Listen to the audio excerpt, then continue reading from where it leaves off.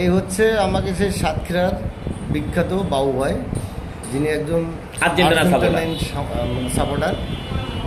আচ্ছা বাবু ভাই, যখন 78 মিনিট পার হয়ে গেল, মনে করেন আর্জেন্টিনা 2টা গোলে পিছায়, মিশর 2টা না 3টাই একটা জোর করে আপনারা বাঁধতেছেন, মনে করেন 3টা গোলে আর কি সরকারিভাবে 2টা গোলে পিছায়, তখন আপনার কেমন মনে হচ্ছিল তাই বলেন?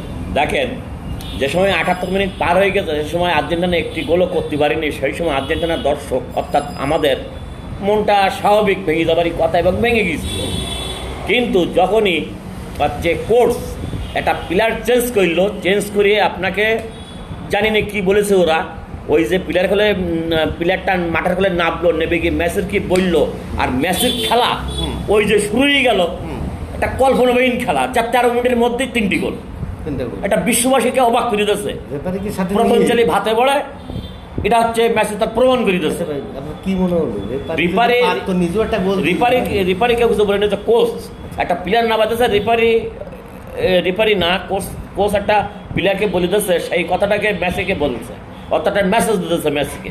সেই ম্যাচের কাছে যাওয়া সত্ত্বে ম্যাচের খেলা ঢঙ্গে যে পাল্টে গেল, পরপর 3টি গোল হয়ে গেল।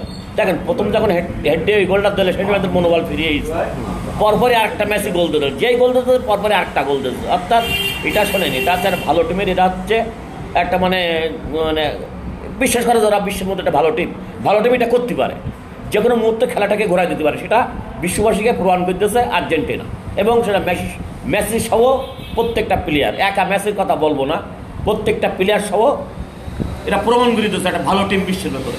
আর ভালো টিমরা এইগুলা করতে পারে, অন্য কোনো টিম কথা আমি বলবো না, বিশ্বের যারা যে কটা ভালো টিম আছে তারা সব করতে পারে।